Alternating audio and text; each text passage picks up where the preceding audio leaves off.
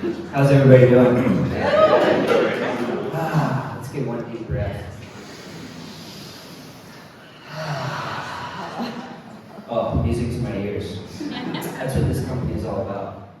Taking a deep breath, and that's what their succession story was about too. So I was connected to Alan Davis, the owner of Blue Ridge Chairworks, through my director, Matt Raker, a couple other individuals that are part of the Mount Bizworks family. I consider you all in that family.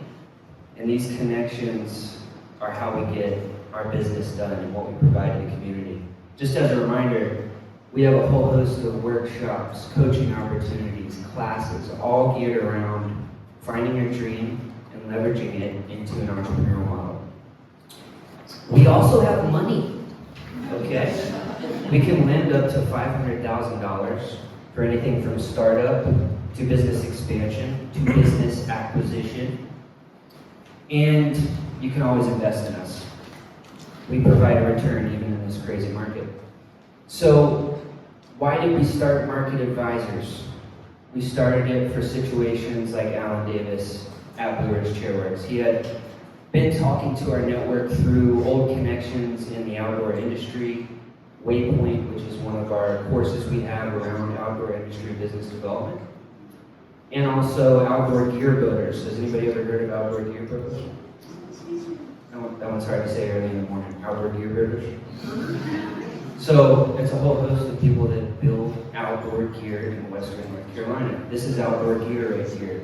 Colin, this is ash, correct?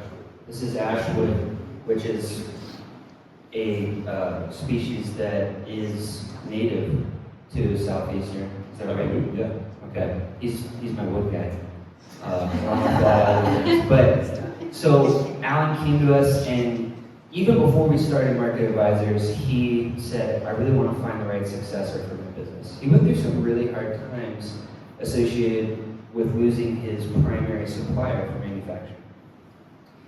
And thankfully, he had been connected to the Bizworks family, which is a 35-year-old family, for a long time since he started that company. He is actually one of the people that started Outdoor Gear Builders. He was one of the people that put that group together before it was a cool thing, before outdoor industry was the buzzword that it is now in Western North Carolina. So we had a lot of those conversations with a lot of different entrepreneurs. And we decided it was time that we step into the game of business valuation and brokerage. So that's Mountain Bizworks Market Advisors program. We're there as somebody to consult with in a situation where you want to buy a business, entrepreneurship by acquisition, or you want to sell your business, your baby that you've built over many years. Where do we get started? How do we even start that discussion? Well, what are your goals? And then we have to go through a process to understand the valuation of that business.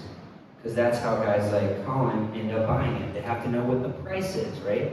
And if that price is right so that they can execute their goals after they purchase it. So we offer that service a la carte. We'll dig in, we'll value your business, we'll look at historical financials. Sometimes we're going to value the business based off of the assets, equipment, inventory it has. Sometimes we'll use a really freaky formula that I'm not going to talk about today. But we did that with Alan, and guess what? It's emotional every time, right?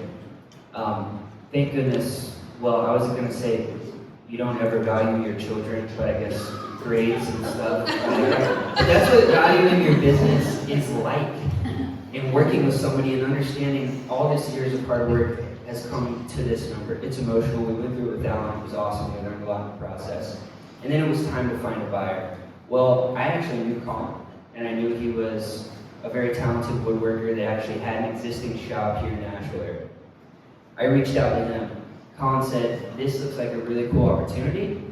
Chris, I'm a young entrepreneur. I really don't have the money right now. I completely get it. So I kept him in the loop on the process, and that the listing was still available as I got more information on the business, what the seller, Alan Davis, was willing to do. Well, a couple other individuals approached me, one of which was looking for a partner. Now, this was a guy that had the money, but he didn't have the time, he didn't have the woodworking skill. So we did some matchmaking. Colin paired up with that partners, and they got the deal done. And it was stressful. Very stressful. We learned a lot together, but we got the transaction done through what's called an asset purchase agreement. This is part of my job, is to educate the buyer and the seller on this whole process and shepherd along the way. And it is a true pleasure to keep this company in the Asheville area. I want you to talk about why you did it and where you guys are going. Next slide. So I'll give you all a little background about myself. My name is Colin Buxton. I'm sure you all know that by now. I went to the real USC. I don't know if everybody's in the West. This happened in the United States. You know, when we say USC, we're talking about that one, the red one. So after that, I got a bachelor's degree and a master's degree there, but I always kind of felt unfulfilled and wanted to work more with my hands. So I kind of switched gears, got into woodworking, and started at the Vermont Woodworking School. There I learned all kinds of hand tool, traditional, really cool stuff. I believe the first week we spent just sharpening chisels. And our master would come around with, making sure with rulers like in the old school. I mean, they didn't do that though. But after that, I got recruited to this really cool furniture shop called Chaplin Commons. They make amazing furniture. I worked on so many cool pieces. I worked on this 12-foot long pedestal table where I turned both pedestal bases. All the feet were dovetailed in, and I believe that thing sold for like $50,000 or something crazy. Book bags, tabletop, it was just gorgeous. After that, I moved to Asheville and started my shop here. Did a lot of finished carpentry, a lot of custom furniture, and then I met everybody involved with Blue Ridge Chairworks, and the rest is history. Why I got involved? I'm a huge gearhead. If you ask my girlfriend, I'm addicted to gear. I have too much, and I mean this is all outdoor gear, so I love this stuff. Can't get enough. I love being outside. Unfortunately, I'm inside right now. I'd love to be outside. After this, I'm going to take the chairs with me and go hang out by the river, maybe. I don't know. So I'd rather be with my friends and family, kicking it by the campfire. Or on the side, you'll see this cool picture. This is me with my one of my friends. We just did a multi-pitch at Lindell Gorge. It was called Build a Tilt, where you're going to go upside down for one portion. But it was really cool. So I love doing that kind of stuff. I'm an outdoor gearhead. Go ahead to the next slide. So our products in the community. What we do is build high quality, custom, sometimes custom, handmade, portable wooden furniture. And we do that so you can enjoy it outside and enjoy it as comfortably as possible. Our products are built to last. It's all handmade stuff designed to wear in, not wear out. I don't know if y'all have those accordion style fabric seats, and after a season, one of them inevitably like something rips and you gotta get a whole new one, and you can't recycle that. You just have to toss it. It goes to the landfill. Every piece of this is repairable, so there's no reason that you should have to toss this. If you do, then next time you go outside with your family, you get a nice additional piece of firewood. So everything's sustainably made in Western North Carolina. We kind of pride ourselves that everything's within a 100-mile radius of my shop in Asheville. Next slide. So future goals for the business. Obviously we want to make consciously build products that our customers love. So we're always receptive to whatever feedback you want to give. If you're not happy, we want to know why so we can fix that. If you want more, what do you want? We want to give that to you. Extract new ideas from my head and put that onto the shop floor. So whatever funky designs I got going on, I want to get those out and get those made into pieces of furniture so we can expand our product line. It's hard finding time for that, but that's a big goal of ours this year. and then grow the business thoughtfully and successfully. I think those two words are important. Thoughtfully and successfully, that you can grow with just reasons of growing, but I think it's important to kind of maintain that philosophy that you initially started with and keep that going. So, what can you all do for me in Blue Ridge Shareworks? So please spread the word to your friends and family. I got a bunch of business cards up here. Grab one, pass them out to your friends. You can grab 10 if you want. We got a ton of them. We also have some stickers too. I feel like if you're a sticker kind of person. Yes. So tell your friends and family. Word of mouth is always great. And then, better yet, if you know people with retail stores, tell them. That'd be great. We'd love to get our products in retail spaces and into more customers so they can enjoy them outside. And like I said, we enjoy any sort of feedback or suggestions that you all have. Because these products are for you. They're not for us. They're for, we also use them, but they're for you. So whatever ways we can make that a better experience for you, we're interested in hearing. And then finally, like us, follow us, tag us, all that funny social stuff. Instagram, Facebook, we're on all of it. I don't think we have a YouTube yet, but TikTok. Well, I don't think we have a TikTok. But we also have this QR code here. You can scan it if you're looking to buy a chair or table or six. Go ahead and scan that. We'll give you 10% off. And then we got our Instagram tag down there. Nice. So that's about it. Show us how you sit. Oh.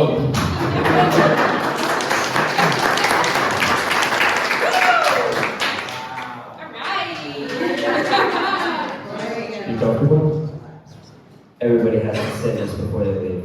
I'm not kidding. It's uniquely ergonomic. It feels amazing. It's so simple, but oh so good. Thank you.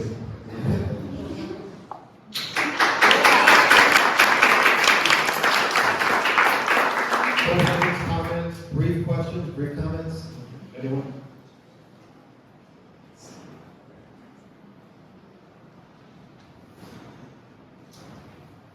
Don't be shy. Hey, great presentation. Question for Chris. So my wife has been approached a bunch of times from somebody who just is convinced that she's the person who should buy her business. So this gal is headed towards retirement. And so one, the business is nowhere near potential. It's somebody who wants to work a few hours every day, doesn't like Mark Zuckerberg, so doesn't advertise on Instagram or Facebook, and kind of has some interesting issues, I guess. And so trying to figure out what the potential is, and I think my wife and I see the potential in this business. And so very curious, what the process would be to kind of go through evaluation on something that, we see a lot of potential. Probably the other day, this is a retiree who's probably making $40,000 a year and happy with that, right? And totally happy with that. But on really minimum amount of effort, not putting a hustle in.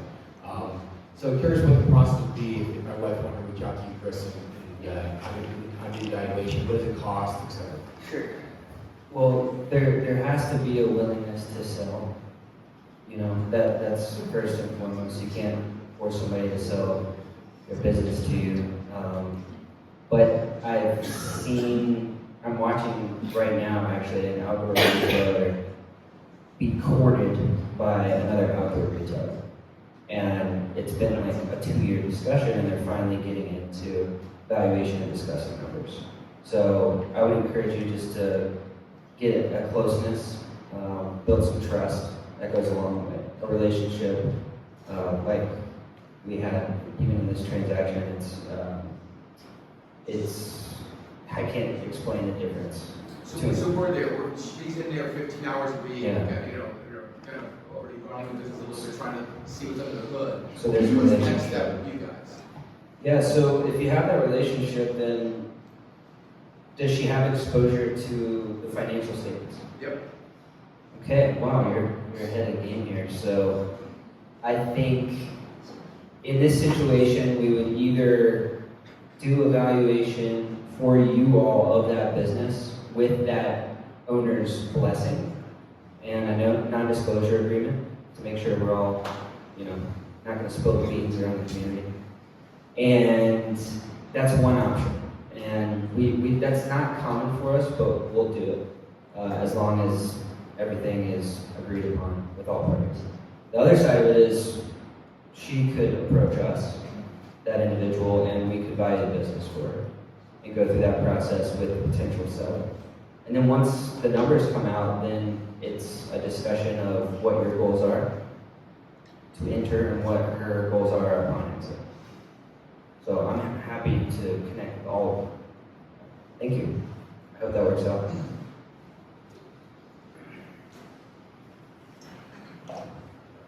How long did that process take with you guys, with selling that business? So you knew that the guy wanted to sell it, and then you worked with him?